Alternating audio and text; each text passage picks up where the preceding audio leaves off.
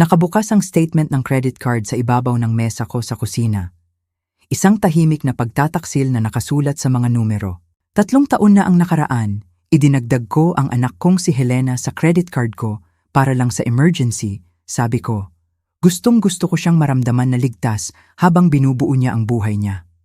Palagi siyang dramatic, palaging nahuhuli ng kaunti, palaging ginagawang malaking krisis ang maliliit na problema. Akala ko tulong ang ginagawa ko. Akala ko mabuting ina ako. Ngayon, nandoon ang statement sa harap ko, pahina-pahina ng mga gastusin sa kasal, bulaklak, catering deposits, isang luxury venue na hindi ko pa narinig. Enchanted Valley Floral, 180,000. Silvercrest Banquet Hall, 480,000. Maison Rouge Catering, 270,000. Hindi ako tinanong, hindi man lang ako in-inform. Simpleng ginastusan lang ako. Magpapakasal si Helena sa loob ng 6 na linggo at mukhang ako ang magbabayad nito. Hinaplos ko ng daliri ang mga numero, bawat isa ay nakakatusok na parang hiwa ng papel. Hindi ako galit noong una, gulilat lang. Parang ang pakiramdam kapag napagtanto mong ang tawag ay galing mismo sa loob ng bahay. Hindi ito identity theft. Mas masama pa ito. Ito ay karapatan na nakabalot sa pagmamahal. At habang nakaupo ako roon, ang umagang araw na sumisilay sa mga blinds, nagpapainit sa wood grain ng mesa sa kusina na si Gerardo ang nag-install para sa 20th anniversary namin. Napagtanto ko ang isang bagay na lubhang masakit. Ang pagmamahal sa pamilya ko ay may presyo at ako ang matagal nang nagbabayad nito. Hindi ako nakakuha ng maraming oras para iproseso ang gulat bago ko narinig ang malakas na pagsara ng pinto sa harapan. Nanay, kailangan kong hiramin ang kotse mo ngayong gabi. Dumating ang boses ni Tristan mula sa hallway. Ang anak kong lalaki, 34 anyos, kamakailan lang hiwalay, ay lumipat pabalik 6 na buwan na ang nakaraan. Saglit lang, sabi niya. Dapat alam ko na. May paraan si Tristan para gawing permanente ang pansamantalang sitwasyon. Mula nang lumipat siya, wala siyang naibigay kahit 1 sentimo sa mga bayarin. Lalo pat tumulong sa bahay. Hindi siya pumunta sa kusina. Sumigaw lang ng mga pangangailangan niya na parang roommate na akala ko ang building manager. Pupunta kaming tumingin sa apartment na yon sa Oak Ridge. Dagdag niya, nandoon si Tatiana para makipagkita sa akin. Si Tatiana, ang girlfriend na yoga instructor na mas madalas nasa living room ko kaysa sa akin. Nagme-meditate siya sa umaga na nagiiwan ng insenso at kristal na nakakalat kahit saan. Minsan kong binanggit na nagbibigay ng sakit ng ulo sa akin ang usok. Sabi ni Tristan, negatibo ako. Hindi welcoming. Kailangan mong buksan ang sarili mo, nanay. Sabi niya sa akin na parang ako ang problema sa sarili kong bahay. Tristan, sabi ko, pinapanatili ang antas ng boses ko. Pwede ka bang pumunta dito, please? Pumasok siya sa kusina na nakasimangot na. Hawak ang phone, suot ang jeans na binili ko sa kanya noong nakaraang Pasko. Ano yon? Nagmamadali ako. Inihanda ko sa kanya ang statement ng credit card. Alam mo ba ito? Ang mata niya ay bahagyang sumulyap dito, tapos yung balikat na pagkibit. Oo, binanggit ni Helena. Tingnan mo, nanay, pera lang yan. May bahay ka, may pensyon. Okay ka lang. Iyon ang sandali. Ang eksaktong segundo na napagtanto kong hindi na ako tinitingnan ng mga anak ko bilang tao. Sa kanila, ako ay safety net na may credit limit. Noong gabing iyon, hindi ako makatulog. Paulit-ulit kong nakikita ang mga numero. 170,000 para sa bulaklak, 480,000 para sa venue, halos 270,000 para sa pagkain. Naisip ko si Gerardo. Magagalit siya, hindi lang sa paggastos, kundi sa kapangahasan. Dumating ang text ni Helena bago maghating gabi. Hey nanay, pwede mo bang asikasuhin ang final catering deposit para sa susunod na buwan? 110,000 lang naman. Dapat sakop ng life insurance ni tatay, di ba? Ang best ka. Tinitigan ko ang mensahe ng matagal. Tapos ginawa ko ang isang bagay na hindi ko pa nagawa sa 34 taon ng pagiging ina. Binura ko ito. Hindi dahil sa galit, kundi dahil sa kaliwanagan. At napagtanto ko na sa wakas na ang katahimikan ay hindi kabaitan.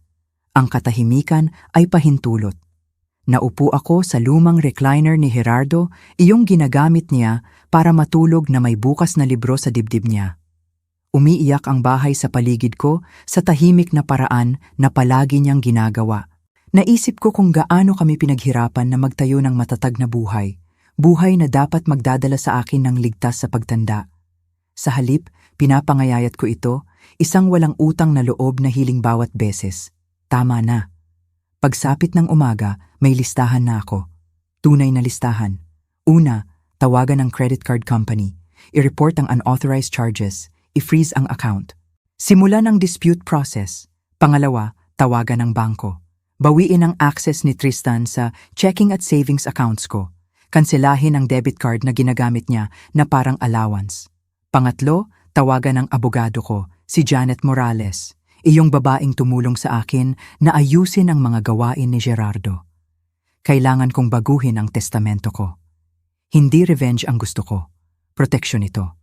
Dahil kung tinitingnan lang ako ng mga anak ko, nakapakipakinabang kapag nagbibigay ako, oras na para matuto sila kung ano ang mangyayari kapag tumigil na ako.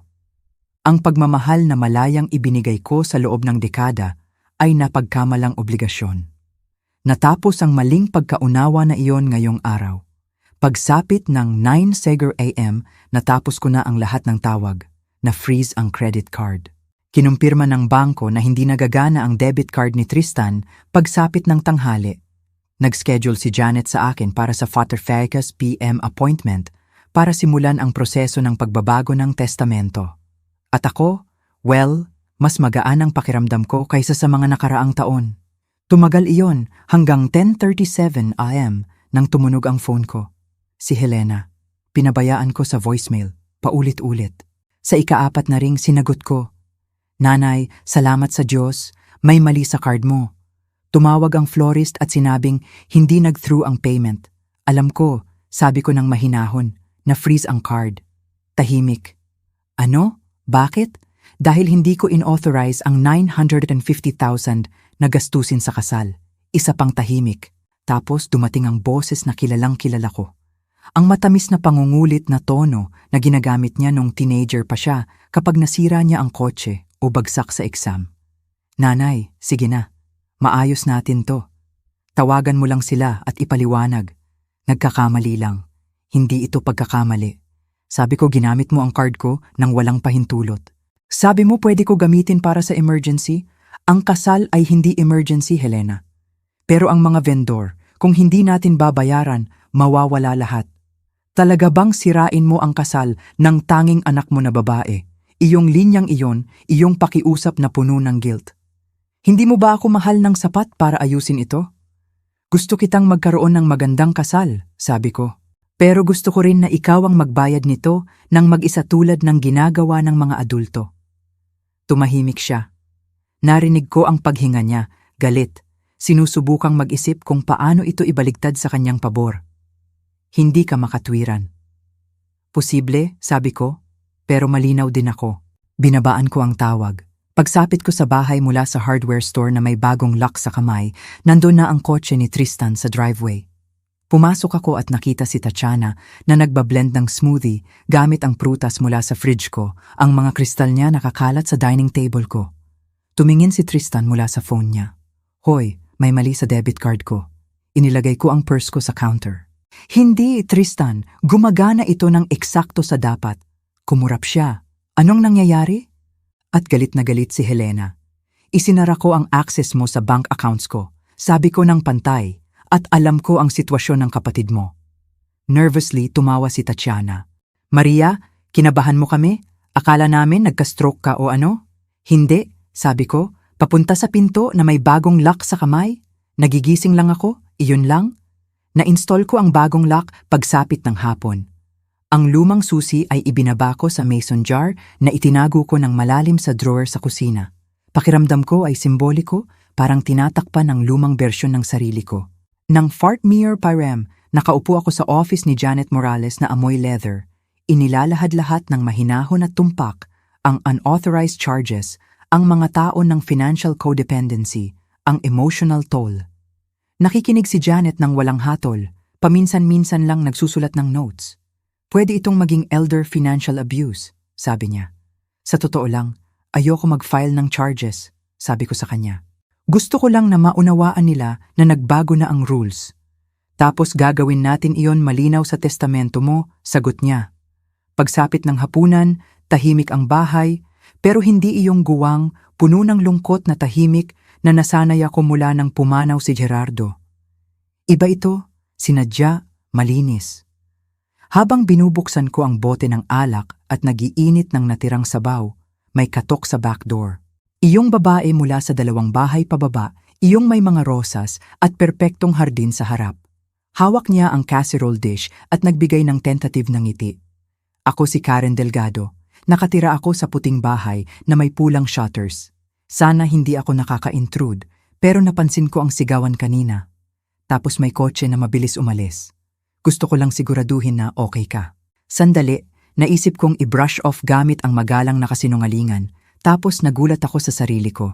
Sa totoo lang, sabi ko, hindi ako okay, pero ginagawa ko na ito. Itinaas ni Karen ang dish. Nagluto ako ng sobra ng lasagna at nakakasawa ang mag-isang kumain. Napangiti ako. Pumasok ka. Kakabukas ko lang ng bote. Kumain kami ng magkasama sa mesa sa kusina, mesa ni Gerardo. Nag-uusap tungkol sa mga recipe ni Rosa at mga adultong anak na nakakalimutan na ang mga ina ay tao rin. Sinabi ko sa kanya ang lahat at nakikinig siya sa paraan ng tunay na kaibigan. Hindi may advice, kundi may presensya. Nang umalis siya, pinisil niya ang kamay ko at sinabi, sa susunod, sa porch ko ka naman. Sa unang beses sa maraming taon, naniniwala akong may susunod na beses na worth abangan. Nagbalik ang siege kinabukasan. Binuksan ko ang blinds at nakita ang kotse ni Helena sa driveway ko. Nakaupo siya sa hagdan ng porch, smudged ang makeup, gusgusin ang buhok, hawak ang paper cup ng kape na malamig na.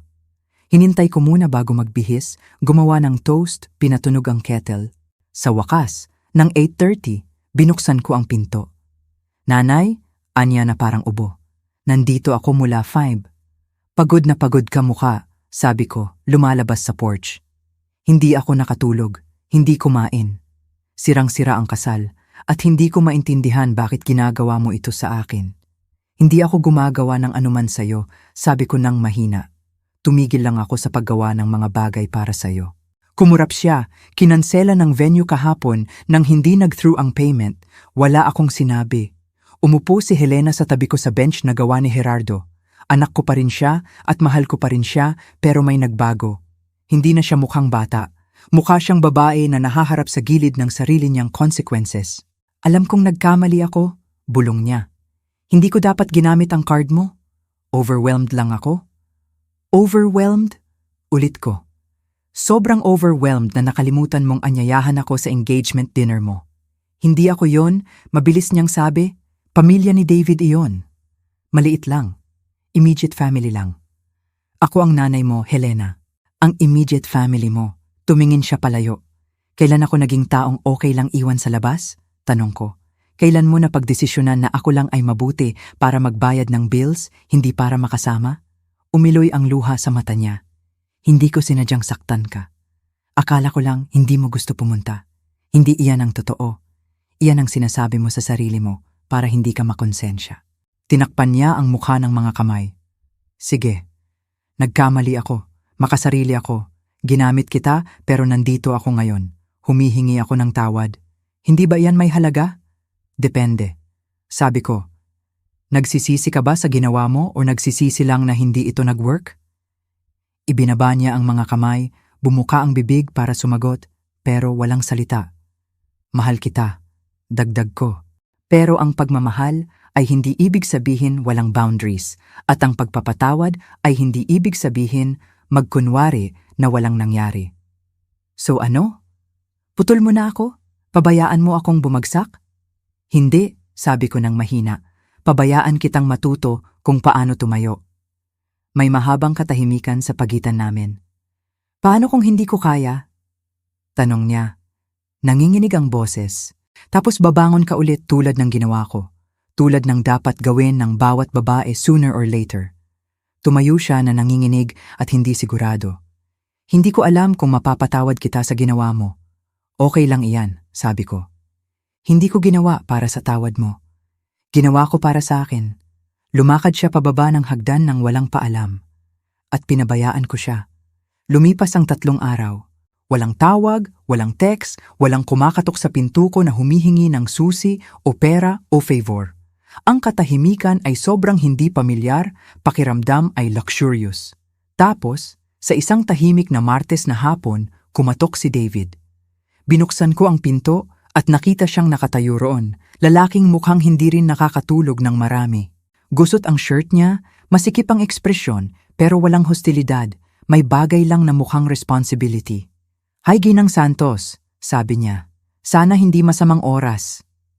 "Hindi naman," sabi ko, tinuturo siyang pumasok. Naupo kami sa porch, ang hanging tagsibol na mahinang gumagalaw sa mga rose bushes ni Gerardo, na sa wakas ay nagsimula akong alagaan ulit. Inabot ni David sa jacket niya at naglabas ng envelope. "Para ito sa iyo. Sa loob ay cashier's check na 480,000. "Hindi ko ito matatanggap," sabi ko agad. "Pwede mo," sagot niya. Kalakalan ng gastusin sa kasal ay para rin sa akin. Ang venue, ang catering.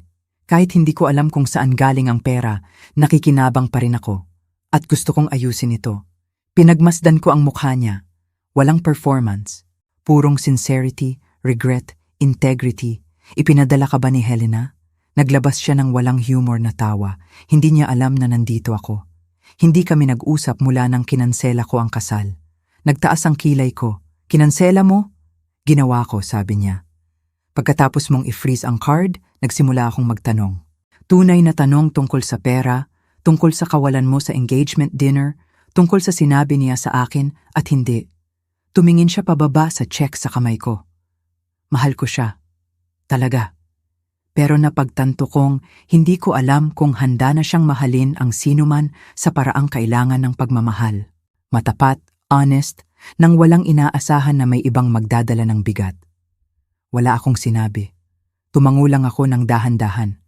Sorry ako sa ginawa niya, dagdag niya ng tahimik. At sa hindi ko ito nakita ng mas maaga. Iyon ang unang beses sa maraming taon na may humingi ng tawad sa akin nang walang follow-up na request. Walang strings, purong dignity. At dahil doon, lubos akong nagpapasalamat. Noong gabing iyon, habang lumulubog ang araw sa ibabaw ng mga rooftop, nakita ko ang kotse ni Helena na huminto ulit sa driveway. Hindi siya mag-isa ngayon. Isang young woman ang bumaba sa passenger seat, marahil ang college roommate niya, si Melissa, kung tama ang pagkaalala ko sa pangalan. Nakatayo sila sa baba ng hagdan ng porch ko, awkward at hindi sigurado. "Nanay," tawag ni Helena. "Kailangan nating mag-usap." Binuksan ko ang pinto, pero hindi lumabas. "Magandang gabi, Helena," sabi ko, tapos tumango sa kaibigan niya. "Hello." "Ito si Melissa," mabilis na sabi ni Helena na parang gusto nang lampasan ang introductions. "Alam kong galit ka, pero lumala na ang mga bagay. Wala na si David. Kinansela ang kasal.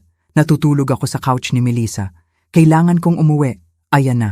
Iyong lumang assumption na kahit gaano kalala ang mga bagay, palagi akong backup plan, safety net, emotional airbag. Hindi, simpleng sabi ko." Kumurap si Helena. "Ano ang ibig mong sabihin hindi?" "Ibig kong sabihin, hindi na ito ang bahay mo. Sarado na ang pintong yan nang pinili mong iwan ako sa buhay mo, pero inaasahan mo pa rin akong magbayad nito." Awkward na gumalaw si Melissa. Baka maghintay na lang ako sa kotse. Baka nga, sang-ayon ko. Bumagsak ang balikat ni Helena nang umalis ang kaibigan niya. "Talaga bang ginagawa mo ito?" tanong niya. "Pabayaan mong walang tirahan ng anak mo? Hindi ka walang tirahan. May trabaho ka, degree, options. Ang wala ka na ay unlimited access sa akin." Tinitigan niya ako na parang sinampal ko siya. "Ano ang gusto mo sa akin? Tawad?" "Gusto ko ng pagkaunawa," sabi ko. "Gusto kong malaman mo ang pagkakaiba ng pagsabing sorry sa paggamit mo ng card ko at pag-unawa kung gaano kasakit na akala mo pwede mo iyon gawin." Sabi ko na sorry ako. "Inilista mo ang ginawa mo. Hindi iyon ang parehong bagay ng pagsisisi sa dahilan kung bakit mo ginawa. Tumingin siya pababa sa hagdan. Hindi ko maintindihan kung ano ang gusto mong sabihin ko. Iyan ang nagsasabi sa akin ng lahat ng kailangan kong malaman. Tumaas ang boses niya. So iyan na. Putol mo na ako. Mamamatay kang mag-isa para lang patunayan ang punto mo. Halos tumawa ako. Iyan ang pagkakaiba natin, Helena. Akala mo ang consequences ay parusa. Akala ko necessary ito. Umurong siya, tumigas ang mukha. Hindi ka ang taong akala ko. Hindi, sabi ko. Sa wakas ako na ang taong dating ako bago ko pinayagan ng iba na baguhin ako. Si Helena ay hindi nagpaalam, tumalikod lang at lumakad pababa ng driveway. Hindi ako umiyak, hindi bumagsak, hindi hinabol. Pumasok ako ulit, nagbuhos ng baso ng tubig at naupo sa upuan ni Gerardo. At sa unang beses sa maraming taon, ang katahimikan ay hindi nakakaramdam ng kalungkutan. Pakiramdam ay deserved ito. 3 linggo pagkatapos, nasa hardin ako, malalim ang kamay sa lupa, nang lumutang ang boses ni Karen sa ibabaw ng bakod. May bagong bulaklak ka na, tawag niya. Busy ka ah. Siguro nga, sabi ko, tinatanggal ang dumi sa palad ko. Busy? Iyan ang isang salita para roon. Sa 21 araw, binago ko ang testamento ko, nilinis ang lumang accounts at gumawa ng buhay na sa unang beses pakiramdam ay talagang akin. Nagdesisyon ang credit card company pabor sa akin. 950,000 na ibalik. Walang charges na isinampa laban kay Helena, pero walang access na naibalik rin. Tumigil si Tristan sa pag-text pagkatapos hindi ko sinagot ang huli niyang passive-aggressive meme. Na-deposit ang check ni David sa bagong account, isa na sa pangalan ko lang. Pinakamahalaga, tahimik ang bahay, hindi walang laman, hindi tahimik sa malungkot na paraan, payapa lang. Nagsimula na kaming mag-coffee ni Karen tuwing umaga, minsan sa porch ko, minsan sa kanya. Nag-uusap kami tungkol sa libro at ibon at bakit matagal kami pareho bago tumigil sa takot sa sariling boundaries. Noong umagang iyon, may dala siyang flyer mula sa local library. Naghahanap sila ng literacy volunteers. Sabi niya, naisip kita, kaya nag-sign up ako. Masarap ang pakiramdam na gusto ulit ako. Pero ngayon para sa isip ko, oras ko, hindi pera ko. Noong hapon na iyon, naupo ako malapit sa living room window ni Gerardo, kung saan sumisilay ang araw at nagpapaint sa hardwood floor. Tumingin ako sa mga rosas ko at naisip siya kung ano ang sasabihin niya, kung ano ang gagawin niya. Sa tingin ko magiging proud siya, hindi lang sa boundaries na sa wakas itinakda ko, kundi sa peace na sa wakas pinayagan ko sa sarili ko. Nag-buzz ang phone ko ng text mula kay Karen. Bagong balo mula sa library, gusto sumali sa coffee natin bukas. Sa tingin ko magugustuhan mo siya. Sumagot ako. Excited na. Tapos ibinaba ko ang phone, kinuha ang libro ko at pinayagan ng liwanag na yumakap sa akin na parang blessing. Kung gumalaw sa iyo ang kwentong ito, i-share mo. Kung naalala mo ang sarili mong lakas, mag-comment. At kung binubuo mo ang sarili mong kapayapaan, mag-like at subscribe. Punto. Mahalaga ka hindi dahil sa ibinibigay mo, kundi dahil sa kung sino ka. Huwag kalimutan iyan.